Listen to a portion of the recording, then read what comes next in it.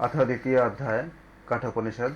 द्वितीय अध्याय में चतुर्थ वल्ली, ये पार्ट 4 है। इसके पहले 3 पार्ट हम कर चुके हैं उपनिषद, कठोपनिषद के। हमारा ये चौथा पार्ट है इस सीरीज के। इसमें बताते हैं कि स्वयंभू किसे कहते हैं? जो खुद प्रकट होते हैं। तो स्वयं ही प्रकट होने वाले परमेश्वर ने सभी इंद्रियां बाहर की ओर जाने वाले बनाकर मर्यादित कर दिए हैं। सारे इंद्रिया मतलब सेंसेस, जैसे कि हम देखते हैं कि सारा, जैसे आंखें बाहर की चीज को देखता है, कान बाहर के शब्दों को सुनता है, इस तरह से। इसलिए मनुष्य इंद्रियों से बहुत बाहर की वस्तुओं को ही देख पाता है, किंतु अंतरात्मा को देख नहीं पाता, क्योंकि इंद्रिया क्या होती है, बाहर की तरफ जाता है। जिस मनुष्य ने अमरत्व की इच्छा करके अपनी इंद्रियों को बाह्य विषयों की ओर खींचकर भीतर संयमित रखा है, वही दुर्लभ मनुष्य प्रत्येगात्मा को देख सकता है। ये हम राज्य कहते हैं नचिकेता को। परंतु जो मूर्ख मनुष्य बाह्य भोग का अनुसरण करते हैं, उन भोगों में ही रममान रहते हैं, मतलब हमेशा उसी में रहते हैं, वे तो चारों ओर फैले हुए मृत्यु के पाश के बंधन में फंस जाते हैं, कि उसी में उसको सारे जो जिसको कहते हैं माया कहते हैं, उसमें फंस जाते हैं। परंतु बुद्धिमान मनुष्य अमृतत्व को निश्चल मानकर संसार के अनित्य पदार्थों में से किसी भी पदार्थ को प्राप्त करने की इच्छा नहीं करते।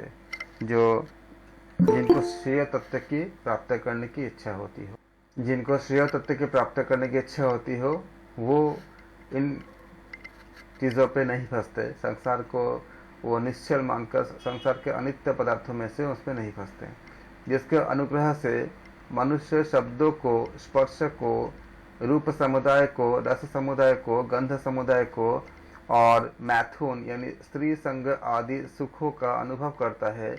और उसी के अनुग्रह से इन सब के होते हुए यहाँ बाकी क्या रह जाता है?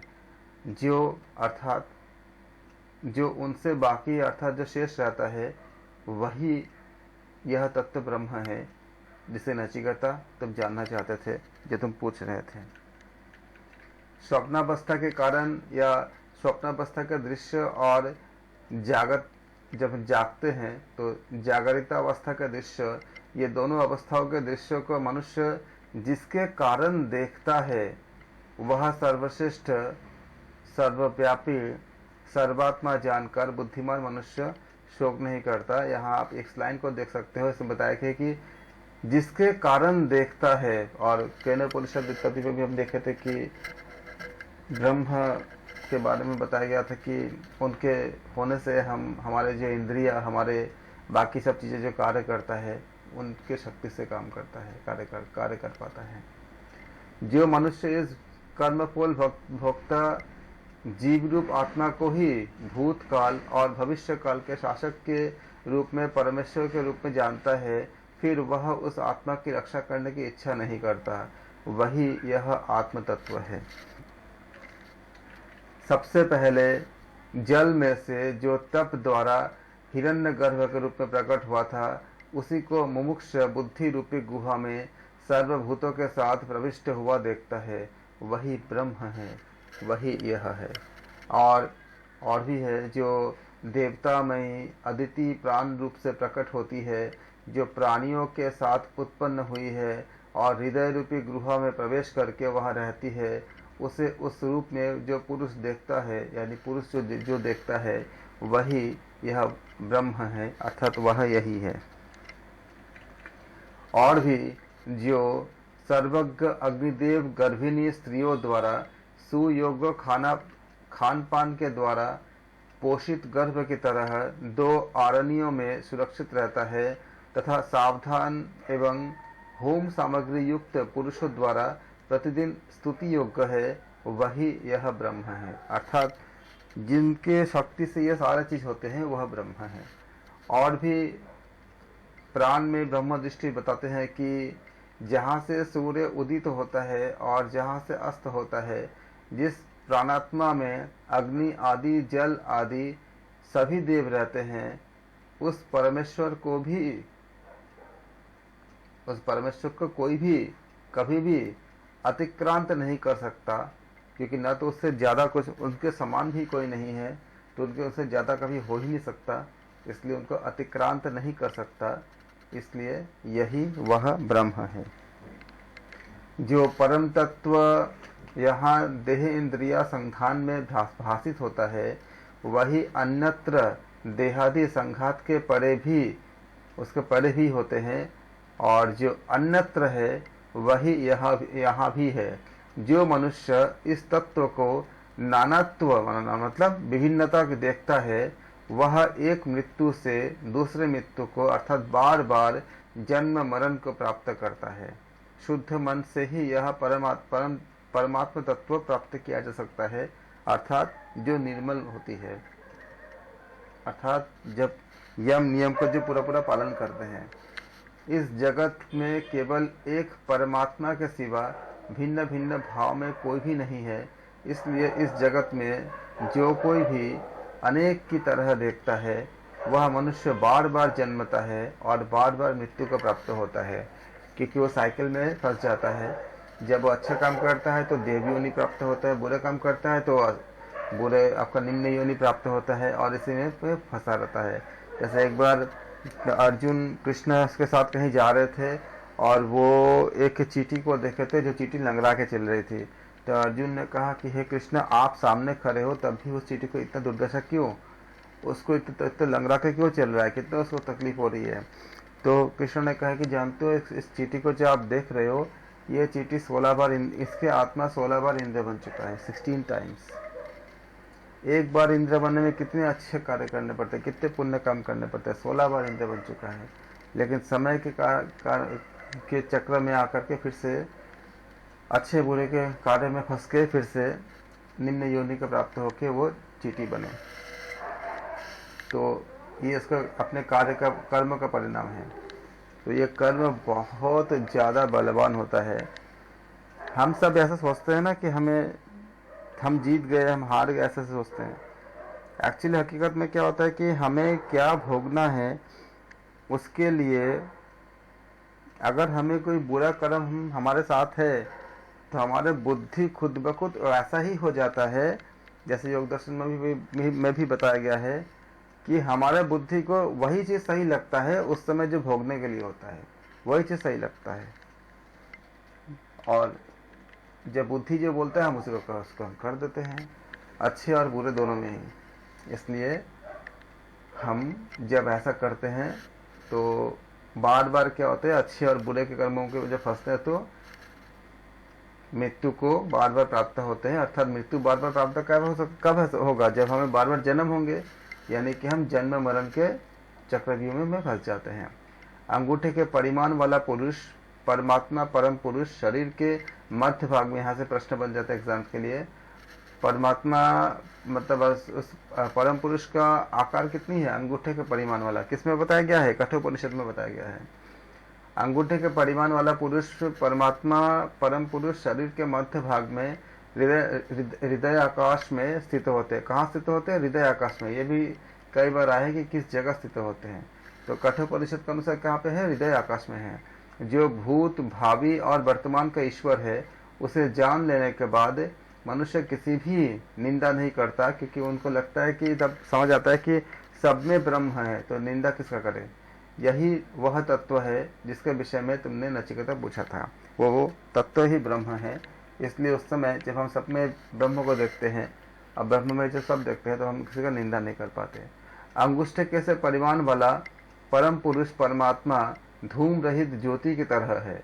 भूत वर्तमान और भविष्य पर शासन करने वाला वही परमात्मा आज भी है और कल भी रहेगा, अर्थात तीनों काल में रहता है। वह सनातन है, वही ब्रह्म तत्व है। नचिकेता, यही तुम जानना चाहते थे। जिस प्रकार ऊंचे शिखर पर बरसा हुआ पानी पर्वत के अनेक स्थलों में चारों ओर बह जाता है, उसी प्रकार भिन्न भिन्न प्रकार के धर्म विशेषता वाले आत्माओं को आत्मा से अलग मानकर उनके पीछे दौड़ता हुआ मनुष्य उन्हीं के शुभ लोकों में यानी योनियों में क्या होते हैं, वो भटकता रहते हैं। हे गौतम, जिस तरह निर्मल जल में बादलों के द्वारा चारों ओर से बरसाया गया पानी वैसा ही रहता है, ठीक उसी प्रकार केवल पुरुषोत्तम परमात्मा ही सब कुछ है, ऐसा जानने वाला मुनि का आत्मा उस ब्रह्म को प्राप्त होता है। इस प्रकार कठोपनिषद के द्वितीय अध्याय में चतुर्थ बल्ली समाप्त हुई। पंचम बल्ली, नित्य विज्ञान स्वरूप उस अजन्मा परमेश्वर का, अर्थात परमेश्वर का न तो जन्म होता है न मृत्यु होती है, इसलिए कहते हैं इसको अजन्मा कहते हैं। 11 द्वार, यहाँ पे द्वार कितना 11 बताए गए हैं, ऐसे हम नवद्वार कहते हैं। नवद्वार में क्या क्या आपका 2 आँख 2 नाक 2 कान 6 हो गए, एक मुख 7 हो गए, एक मल का द्वार एक मूत्र का द्वार 9 हो गए, ऐसे नवद्वार होता है। लेकिन 11 द्वार में क्या होती है, एक नाभि होती है, एक आपका सहस्रार चक्र होती है। इस तरह से क्या हुआ कि नित्य विज्ञान स्वरूप उस अजन्मा परमेश्वर का 11 द्वार वाला अर्थात मनुष्य शरीर एक नगर है। इस प्रकार उस परमात्मा का ध्यान करने से मनुष्य शोक को प्राप्त नहीं होता और इस शरीर के रहते ही कर्म बंधनों से मुक्त हुआ वह मृत्यु के बाद विदेह मुक्त हो जाता है।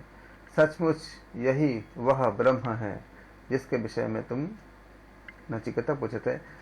एमसीक्यूज में ख्याल रखिएगा, कर्म बंधन से मुक्त हुआ, कर्म बंधनों से जब मुक्त होता है तो मृत्यु के बाद क्या बन जाता है, वो विदेह मुक्त बन जाता है।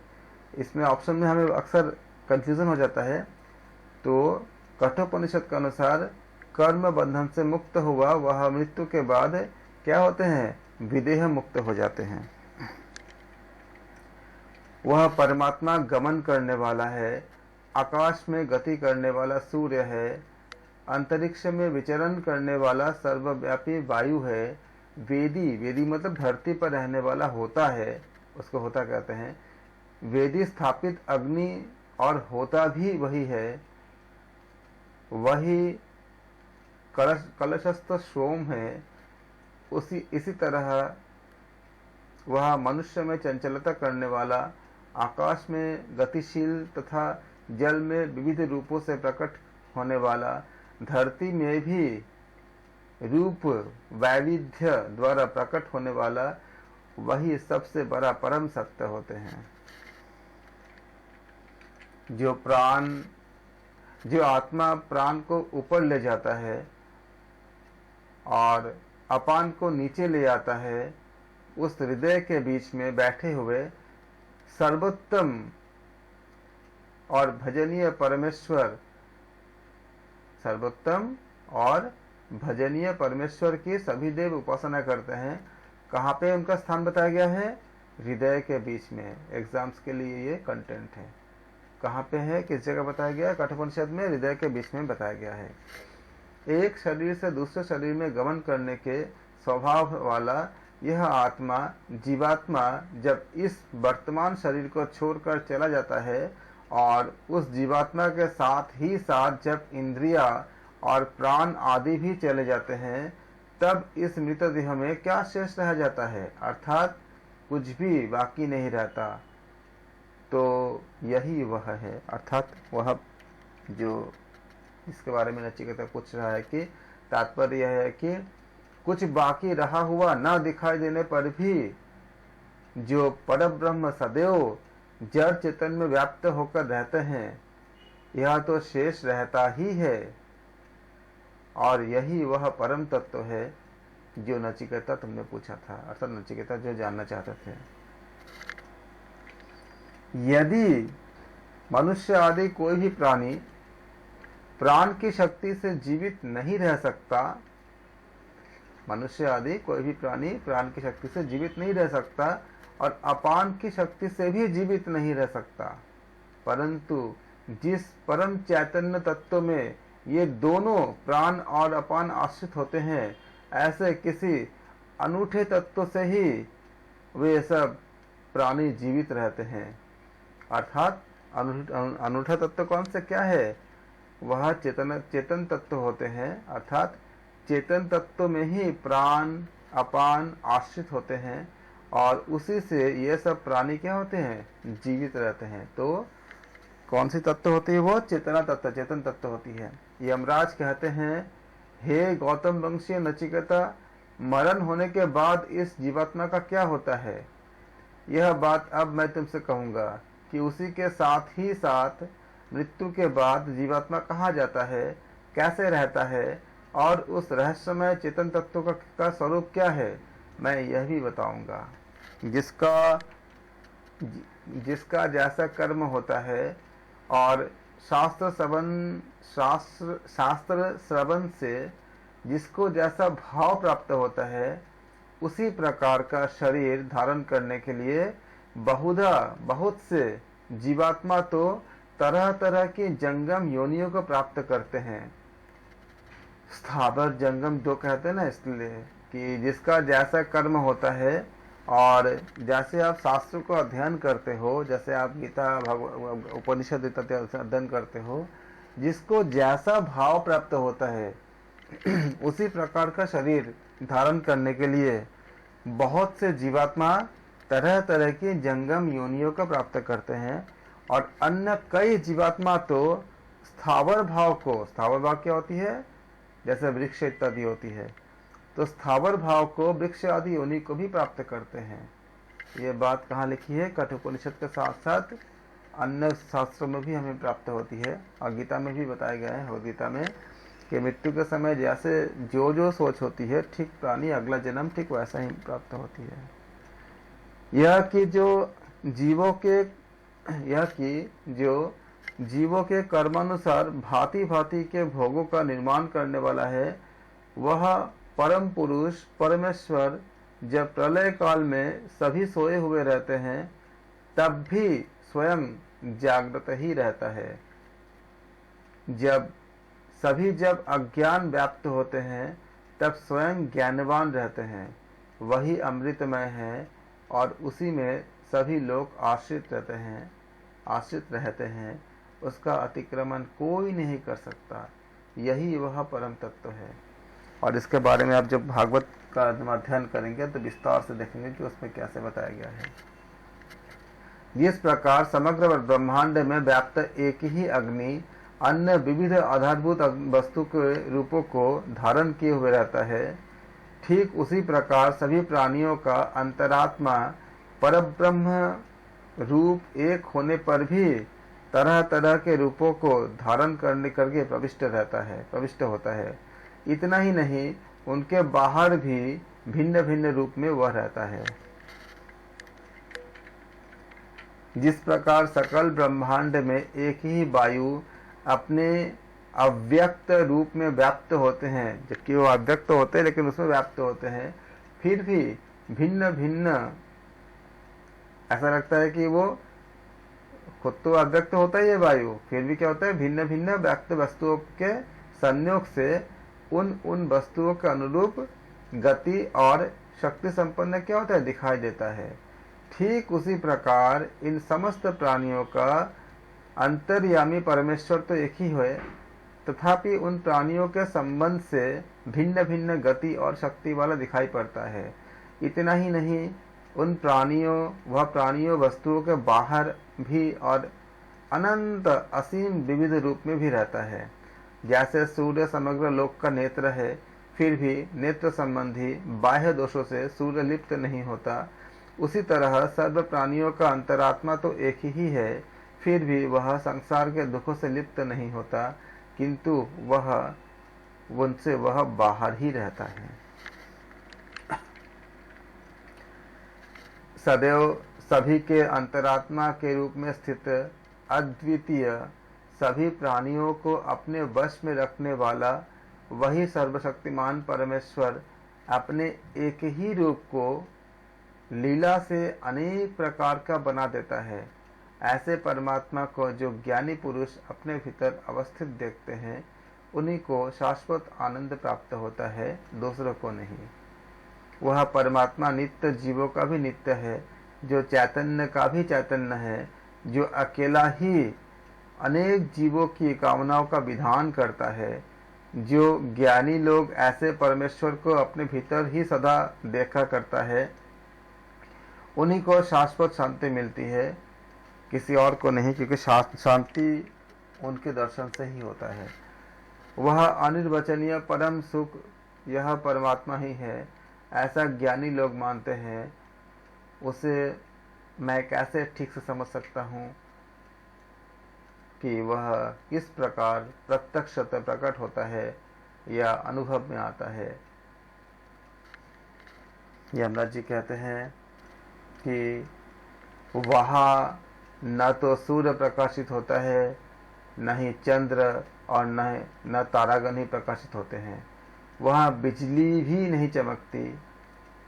देखो, बिजली का व्याख्यान कितने समय पहले बता दिया गया था। तो फिर यह लौकिक अग्नि भला कैसे प्रकाशित कर सकता है, जिसको इतने बड़े बड़े जो चांद तारे भी जिसको प्रकाशित नहीं कर सकते, तो हमारे अग्नि कैसे कर सकता है? क्योंकि उसी परमेश्वर के प्रकाश से तो वे सब प्रकाशित हो सकते हैं, तो हम उनको प्रकाश कैसे दे सकते हैं? इस प्रकार कठोपनिषद के द्वितीय अध्याय की पंचम बल्ली हमारे समाप्त होती है।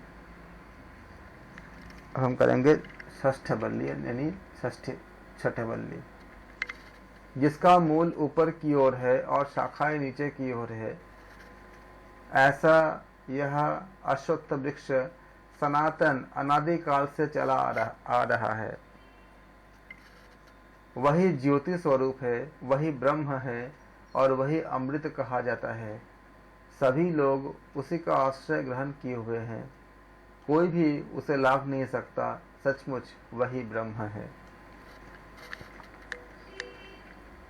परब्रह्म परमात्मा से निकला हुआ यह जो कुछ भी संपूर्ण जगत है, वह अपने प्राण स्वरूप परम कारण स्वरूप परमेश्वर में ही चेष्टा करता है। तात्पर्य यह है कि जगत की संपूर्ण गति का जो आश्रय है, वो आश्रय कौन है? परमेश्वर ही है। उद्धत वज्र की तरह भय उत्पन्न करने वाला इस परमेश्वर को जो जान लेता है, वे अमर हो जाते हैं, क्योंकि उनको जानना ही मृत्यु से पार हो जाना, इसलिए वो मरते नहीं हैं, इसलिए उसको वो अमर कहते हैं। इस परमेश्वर के भय से अग्नि जलता है। एक डिसिप्लिन, भय मतलब यहाँ पे डिसिप्लिन होता है। इसी के भय से सूर्य प्रकाशित होता है और इसी के भय से इंद्र, वायु और मृत्यु अपने अपने कार्यों में नियमानुसार निमग्न रहते हैं। यदि शरीर का पतन होने से पहले इस मनुष्य शरीर में ही साधक परमात्मा का साक्षात्कार करने में समर्थ हुआ, तब तो अच्छी बात है, और यदि नहीं हुआ तो अनेक कल्पों तक विविध लोक और योनियों में शरीर धारण करने के लिए क्या होगा? वो मजबूर हो जाएगा, बाध्य हो जाएगा। जिस प्रकार दर्पण में सामने वाली वस्तु दिखाई देती है, उसी प्रकार शुद्ध अंतःकरण में ब्रह्म के दर्शन होते हैं। जिस प्रकार स्वप्न में वस्तु अस्पष्ट दिखाई देती है, उसी तरह पितृलोक में परमात्मा दिखाई देते हैं। जिस प्रकार पानी में वस्तु के रूप का प्रतिबिंब पड़ता है, उसी प्रकार गंधर्व लोक में परमात्मा की आभा जैसा कुछ दिखाई पड़ता है। परंतु ब्रह्मलोक में तो परमात्मा का स्वरूप छाया और धूप की भांति स्पष्ट रूप से अलग अलग दिखाई पड़ते हैं। यहाँ दर्पण का अर्थ होती है निर्मल अंतःकरण, और स्वप्न का अर्थ होता है जागृत वासनाएं इत्यादि। इसका ये सूचक के रूप में बताया गया है। अपने अपने कारण की वजह से भिन्न भिन्न रूपों में उत्पन्न हुई इंद्रियों की जो अलग अलग प्रकार की सत्ता है, और उसका हृदय और अस्त हो जाने का जो स्वभाव है, उसे पहचान कर इंद्रियों से आत्मा का स्वरूप अलग ही है, ऐसा समझने वाला धीर ज्ञानी पुरुष कभी शोक नहीं करता। इंद्रियों से मन श्रेष्ठ है, मन से बुद्धि उच्चतर है, बुद्धि से भी उसका स्वामी अर्थात जीवात्मा श्रेष्ठ होता है, और उस जीवात्मा से भी महत्त्व जीवात्मा जो अव्यक्त शक्ति होती है, वो क्या होती है? श्रेष्ठ होती है, जिसके बारे में कल भी हमने चर्चा किया था। परंतु उस अव्यक्त से भी उसका स्वामी परम पुरुष परमात्मा श्रेष्ठ है। वह व्यापक है और सर्वथा निराकार ही है, जिसे जानकर जीवात्मा बंधन मुक्त हो जाता है और अमृत स्वरूप ब्रह्म को प्राप्त करता है। इस परमेश्वर का वास्तविक स्वरूप हमारे समक्ष प्रत्यक्ष विषय के रूप में टिक नहीं सकता। इसको कोई भी अपने चर्म चक्षुओं से देख नहीं पाता। मन से बार बार चिंतन करके ध्यान में लाया गया वह परमात्मा निर्मल और निश्चल हृदय से तथा विशुद्ध बुद्धि से देखा जा सकता है। अर्थात इसीलिए महर्षि पतंजलि कहते हैं कि पहले यम और नियम का पालन करने के लिए, या जो बहुत सरल होते हैं, जिनके अंदर कोई कुछ भी एकदम पवित्र होते हैं, एकदम बच्चे की तरह जिनका मन एकदम सरल होते हैं, उनको आध्यात्म की प्राप्ति बहुत आसान हो जाती है। जो सरल व्यक्ति जो होते हैं उनको सबसे बड़ी लाभ ये होता है कि उनको आध्यात्मिक ज्ञान बहुत जल्दी प्राप्त होती है, क्योंकि बहुत सरल होते हैं। इसलिए और एक्चुअली साथ हम कहते हैं कि साथ क्या लेके आएंगे, क्या साथ लेके जाएंगे, यही साथ लेकर आते हैं और यही साथ लेके जाएंगे भी। बाकी सब चीज़ें तो रह जाएगा यहाँ पे, लेकिन इसको साथ, ये हमारे कर्म में ऐड होता है, इसको हम साथ भी लेके जाएंगे। जो उसे पहचान लेते हैं वह अमृत आनंद स्वरूप हो जाते हैं। जब मन के साथ 5 ज्ञानेंद्रियां ठीक तरह से स्थिर हो जाती है और बुद्धि भी किसी प्रकार की चेष्टा नहीं करती, तब उसी स्थिति को योगी क्या कहते हैं, परम गति कहते हैं। जो आपका एग्जाम का प्रश्न भी बन गया कि परम गति कब होती है, जब मन के 5 ज्ञानेंद्रियां ठीक तरह से स्थिर हो जाती है। जब मन के साथ साथ जब 5 ज्ञानेंद्रियां ठीक तरह से स्थिर हो जाती है और बुद्धि भी किसी प्रकार की चेष्टा नहीं करती, तब इस स्थिति को योगी क्या कहते हैं, परम गति कहते हैं। कई बार ये मतलब आपका एग्जाम कंटेंट है। और इसका अलावा जब आप कठोपनिषद के अनुसार जब योग की व्याख्या करते हैं, तब भी हम इसको, इस सेंटेंस को हम कहते हैं। इंद्रियों की उस स्थिर धारणा को ही योगी लोग योग मानते हैं। अब इसमें क्या है, योग की परिभाषा जब आप अलग अलग ग्रंथों के हिसाब से जब आप बताते हो, तो कठोपनिषद के अनुसार योग की परिभाषा क्या होगा, जब मन के साथ 5 ज्ञानेंद्रियां ठीक तरह से स्थिर हो जाती है और बुद्धि भी किसी प्रकार की चेष्टा नहीं करती, तो उस स्थिति को योगी लोग परम गति कहते हैं। और इंद्रिय की इस स्थिर धारणा को ही क्या कहा जाता है, योग कहते हैं। तो अलग अलग ग्रंथों में अलग अलग परिभाषा, जैसे आप हमेशा जब भी जाते हो तो 5-6 परिभाषा को हमेशा आप याद रखते हो। अगर किसी इंटरव्यू में जाओगे या किसी जगह अगर आपको कहीं सेमिनार देना होता है, तो एक आपने महर्षि पतंजलि के अनुसार आपने योग की परिभाषा लिखा आपने या बताया आपने, ऐसे भगवद गीता के अनुसार आप बताओगे। 3 जगह बताया गया है योग की परिभाषा, इससे ज़्यादा और भी मिल जाते कई जगह पे, तो उनको आप बताओगे। फिर ऐसे आप ऐसे कठोपनिषद के अनुसार, उपनिषद के अनुसार जब बातें आएंगे तो उपनिषद के अनुसार आप इसको बोलोगे। ये आपके क्वेश्चन में आ सकता है कि जब 5 ज्ञानेंद्रियां ठीक तरह से स्थिर हो जाए और बुद्धि भी किसी प्रकार की चेष्टा नहीं करती, इंद्रिय की इस धारणा को क्या कहते हैं, तो आप इसको याद रखते हैं, इसको योग कहते हैं। क्योंकि उस समय साधक प्रमाद रहित हो जाता है। योग उदय और अस्त होने वाला है, इसलिए साधक को सावधान रहकर निरंतर योगस्थ रहने का क्या करना चाहिए, कोशिश करना चाहिए, प्रयत्न करना चाहिए, सदैव प्रयत्न करना चाहिए। वह परब्रह्म परमेश्वर न तो वाणी से या न ही मन से प्राप्त किया जा सकता है और न ही नेत्रों से भी कभी प्राप्त नहीं किया जा सकता। तब फिर यह आत्मा ही है, यह आत्मा है ही, ऐसा कहने वाले के सिवा अन्य के द्वारा भला कैसे प्राप्त किया जा सकता है। इसलिए इस परमात्मा को प्रथम तो वह अवश्य है कि आपको स्थिर भक्ति होना चाहिए, पहले ज़रूरत है। इस प्रकार निश्चय पूर्वक ग्रहण करना चाहिए। तात्पर्य यह है कि पहले उसके अस्तित्व का दृढ़ निश्चय कर लेना चाहिए।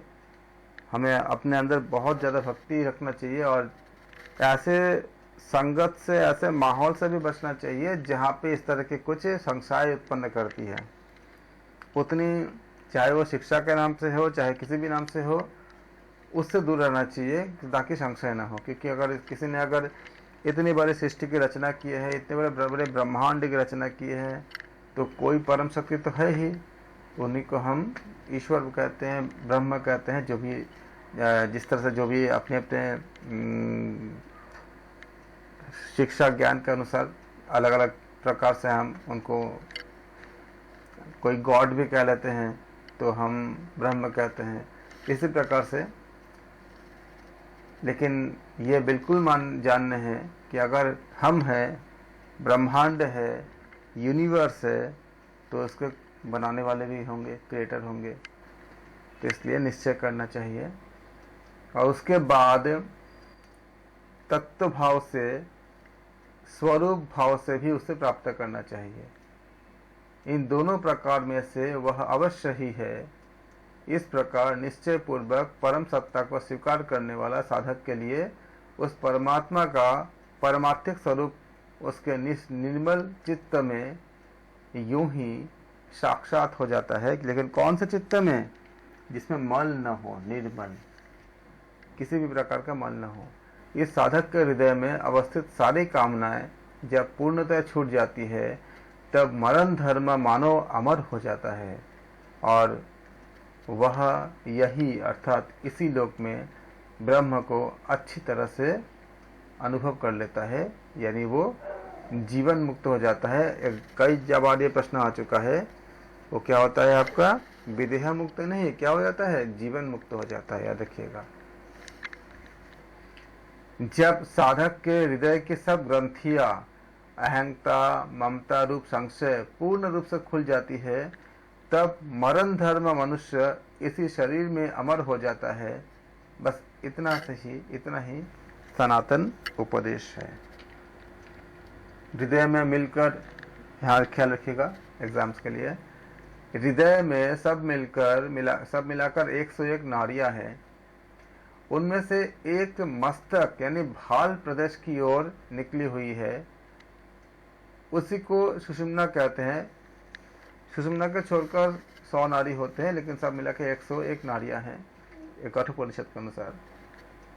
मनुष्य उस नाड़ी के द्वारा ऊपर के लोक में जाकर अमृत भाव को प्राप्त हो जाता है। शेष अन्य 100 नाड़ियां मरण काल में जीव को तरह तरह की योनियों में ले जाने का कारण बनती है। अगर हमारा प्राण अगर सुषुम्ना से नहीं निकला तो हमें अलग अलग योनियों में जाके हमें जन्म लेने पड़ते हैं। सर्वांतरयामी अंगुष्ठ मात्र परिमाण वाला परम पुरुष सदैव हृदय में प्रतिष्ठित होते हैं। इस आत्मा को मुंज से शलाका की तरह धैर्य से अलग करके जिसने देखा है, उसी को विशुद्ध अमृत स्वरूप जानना चाहिए।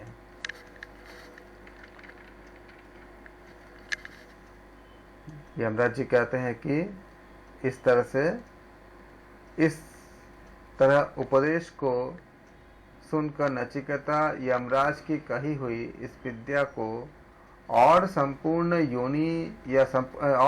योग विधि को जब श्रवण करके यानी सुन करके मृत्यु रहित और विशुद्ध विकार शून्य होकर वो ब्रह्म को प्राप्त हो गया।